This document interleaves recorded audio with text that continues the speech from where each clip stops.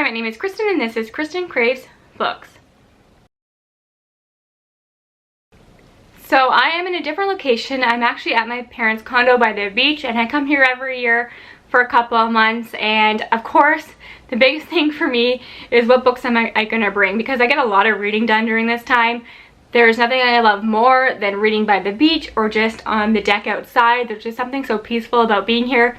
It's really my happy place and I just feel so calm. So I've been coming here since I was a kid.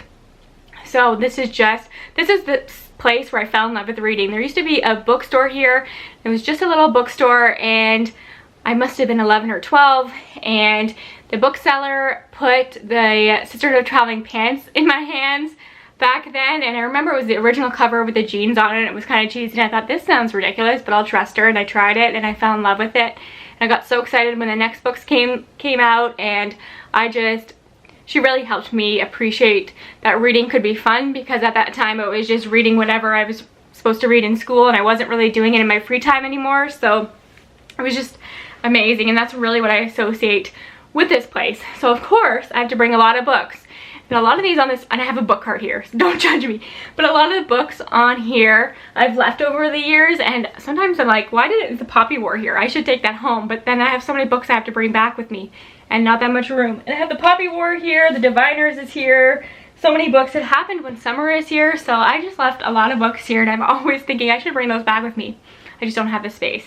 But I always have space to bring more here, so I will share the ones that I did bring with you, and we will just fly through them. So the first one is Malice by John Gwynn. I was actually in the middle of reading this when I came here, and then the T. Kingfisher readathon started, and I had to put this down. But how far am I? Let's see here. I'm on page 234. I wish 334. 234. So once the T. Kingfisher readathon is done, I will get back to this, because I am part of a live show. I'm buddy reading this with some fellow booktubers. So the live show, I think we're thinking it's going to be the middle of August, so I have some time, but I want to finish that one quickly. And then for the T. Kingfisher readathon, I brought the only T. Kingfisher book that I have, and that is The Twisted Ones, and I have read this. I'm going to film a wrap-up, I think, of how the readathon went, and I'm still very much in the middle of it, so I don't know yet. And I will tell you all my thoughts on this one when we get to it.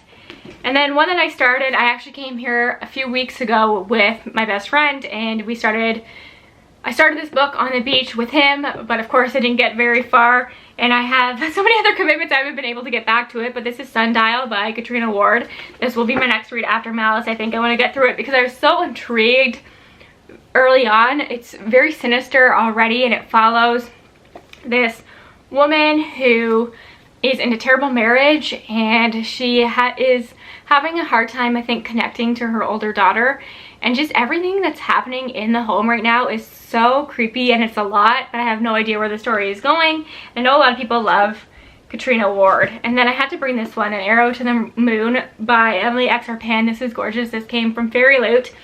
And this is is this a Romeo and Juliet retelling? I believe that it is. Let me just make sure on here. Yeah, it's a spellbinding reinterpretation of Romeo and Juliet filled with romance, magic, and Chinese mythology. It's been getting some mixed reviews, but I tend to like any mythological retelling. I just enjoy them. I like the whimsical nature of them, and I read the first chapter of this and I was really into it, so I hope to get to that one during this time. And then I put some in these protective cases for traveling. These are from Rachel from Happy Go Lovely Sleeves, and I adore her. She's on Instagram. I will link her Instagram and her Etsy shop down below, but this was one that I bought a couple years ago. It is obviously Friends. And what do I have in here? Oh, Still Life by Sarah Woodman. I pre-ordered this. I've had this for ages. Sarah Woodman wrote Tin Man, which is one of my favorite books of all time, and people tend to like this one even more, and I know nothing about it, but I brought it and I hope to get to it soon. Something about this cover screams summer to me, though this is longer. I probably brought way too many books with me, but I need options. That is the problem of a mood reader. And then more recently, I bought this one from Rachel's store. I just like the stripes and the colors in here, and I wanted to point out that they do have a front pocket and they are lined. They're really nicely made. And I put The Seed Keeper in here by Diane Wilson, and this is one that I haven't heard too much about, and it just looked really interesting to me. And it says it's a beautifully told story of reawakening and follows a Dakota family struggle to preserve their way of life and one woman's search for belonging and community. And I looked up reviews and people say that this is absolutely beautiful and incredible, so we'll love to get to that. I have been neglecting my like literary fiction reads, and that used to be like where my heart was, so I would like to try and get back to that a little bit. Oh, and then I almost didn't show you this. I have my Kindle in here, but this one is so cute. This is a smaller size. Let me show you so you can see here. And this one I just thought was summery. It says I love you s'more, so that's cute too. It also has the pocket, but this one's felt. And in here I brought Soul Swift by Megan Bannon because I know that this was one of the books on my 12 challenge, 12 reads by 12 friends. Remember that was big at the beginning of the year, and I have been doing so poorly on that. So I need to fix that, and this is one that was recommended to me. I'd never heard of it until then, but I am intrigued. And it says, within the stone lies a deadly secret. So inside this is the soul inside her, a goddess who will save the world or a demon who will destroy it. So that alone intrigues me. And then the books on this top row are ones that I brought as well. So I brought Gods of Jaden'S Shadow by Silvia Moreno Garcia because I feel like every summer I read a book by Silvia Moreno Garcia. And it's just fun for me. Last year I read Certain Dark Things and loved that. So this is one that I really want to read, and it says, the Mayan god of death sends a young woman on a harrowing, life-changing journey in this dark fairy tale inspired by Mexican folklore. And as I said, folklore, mythology, I'm here for it. I'm gonna love it. I love this author already, and I found this for like $3 or something. So I'm excited to have this and finally get to it, and just my annual Silvia Moreno Garcia summer read, that's the one. And I know she's a new one out too, so if I could read two this summer, that'd be awesome. And this one just screamed summer to me. It was gifted to me, and this was really popular on Bookstagram, and it's Cover Story by Suzanne Rigetti. And honestly, again, I don't know much about it. I think there's a heist. People compare this to Becoming Anna on Netflix. So it's grifter season in New York City and no one is safe. I just think this is going to be a page turner, a good beach read, and probably a good one to lend to my neighbor that's here after I'm done. This seems like something that she would enjoy, so I always look for those when I'm here. And then I have The Sentence by Louise Erdrich. I always bring a Louise Erdrich book here and then I never get to them. Even though I think that she has the potential to be a new favorite author, I just never prioritize them for some reason. And this is her newest one, The Sentence, and this one has gotten a lot of buzz. It was shortlisted, or wasn't even longlisted. I think it was shortlisted. It was shortlisted for the Women's Prize for Fiction this year, and there's a ghost story. It is set in a bookstore, and Louise Erdrich herself owns a bookstore, which is fun, and I think she's kind of like a background character in here, and I kind of love that. And it is set during COVID, so I'm curious to see what she does with it. But yeah, I need to finally get to one of her books. And then of course I have some tabs. You have to have tabs. And I also brought, speaking of the Women's Prize, The Great Circle by Maggie Shipstead. Again, this is one that people have been loving. Maggie Shipstead is an author I've been wanting to read from for ages. And this follows a female pilot. And I think it's told in 2 timelines. This is a chunky book, but I figure I can probably dedicate more time to bigger books when I'm here. So that's why I brought that one. And then I brought Dear Edward by Napolitano because a while ago a fellow booktuber asked me if I wanted to buddy read this out in August, and I'm not sure. I haven't heard from them in a minute, so I'm not sure if that's still happening, but I figured I owned it and I would bring it just in case. And this is supposed to be really sad. I think it's about a young boy who is the only survivor of a plane crash, so it could be very devastating, but I've heard wonderful things and I've had this for a while, so I'm excited to get to it either way. I received this ARC in the mail right before I came here, so I brought it, and it's a short book. This is a November release, so that is exciting. This is Tread of Angels by Rebecca Roanhorse, who another author I've been meaning to read from. I've been wanting to read Black Satin for a long time, and this is her newest novella. And I know nothing about this one. This was sent to me unsolicited, but I was thrilled. So hopefully I can get to that soon, let you know my thoughts, and you can get excited about it for when it comes out in November. My best friend bought me this for my birthday. I don't know anything about it, but it's a thriller, and there's nothing better than reading a thriller at the beach. So this is The Girls Are Also Nice Here. Apparently his mom really liked this, so best friends never forget, it says. So we will see about that. I haven't really seen much about this one, so if you've read it, let me know. Again, this is another one that looks like a good beach read. This is Counterfeit by Kristin, another one that was making its waves on Bookstagram, and I tend to fall for those, especially if I can find them at Costco or something. And I think this is about 2 women who make counterfeit purses, designer bags, so we'll see how I feel about that. Another good one to lend to the neighbor if I think she will enjoy it. And then I brought another bigger book. Oh, they're all falling behind me. The Hidden Palace by Helene Wecker. This is the sequel to The Golem and the Jinni, which is a book that I read earlier this year.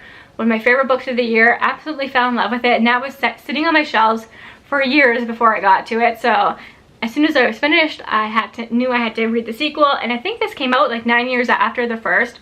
And if it's half as good as the first one, I'm gonna love this. So The Golem and the Jinni follows a golem and a jinni in, I think it's the late 1800s or early 1900s, and it's them coming to New York, and we follow a lot of other immigrants in New York at that time. It's just so well written, and this follows what happens to them after the ending, which was great, of the first book. And I do think the first book could read like a standalone, so I'm curious to see where the story is going. I think this one is quite a bit bigger than the first one, but I love Helene Wecker's writing. You can tell she puts a lot of thought into these, a lot of research, and I'm excited to be back with these characters, so really gonna commit to getting to this one.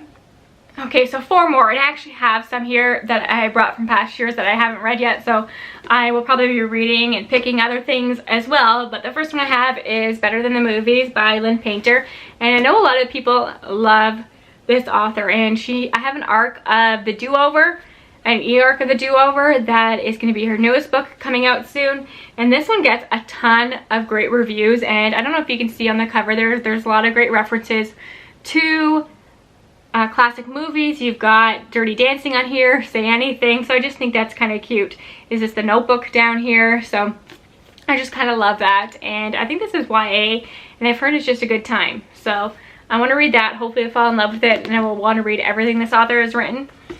And then of course I had to bring the sequel to It Happened One Summer. This is Hook, Line, and Sinker by Tessa Bailey. I got this the week it came out, but then I was like, I have to wait to read this on the beach, because that's where I read the first one. I just love that experience, and this is such a summery read, so I've been saving it all this time. I have to prioritize it in August, or I just will never get to it, and I really want to do it because I loved the first one, and I really liked Hannah and Fox and what we saw of them in that one. So this is Friends to Lovers, but a lot of people say it's not really, so I have to go into it with the right expectations. But I just like the whole setting of this, and I like Tessa Bailey's writing and everything, so that's finally happening. And then I have Love and Other Words by Christina Lauren. After I read Every Summer After by, what's her name? Something Fortune, I think. That came out earlier this year. Carly Fortune, that is the author of that one. Everybody said that it reminded them so much of this book, and I had to try it. So I haven't delved that deep into Christina Lauren's backlist, but I'm excited to try this one by them. And they're coming out with these new covers for their old books, and I love them. Hating You, Dating You. I'm going to put up a cover here because I just realized that one of their old books has a similar cover that's gorgeous and that I'm coveting now. But look how pretty this is. And again, looks like a great beach read. And then the last one I have here is Lake Lore by Anna Marie McLemore, who is an author that I love.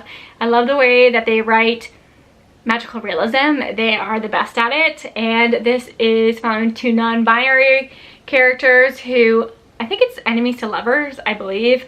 And they're the only 2 people that know that there's a whole entire world under the lake, and they kind of get pulled into it. So I think this could be really fun. I've seen some great reviews, and I feel like I'm missing one. I think maybe one fell. Yep, I knew I was missing this one. This is By the Book by Jasmine Guillory. This is the sequel to If the Shoe Fits.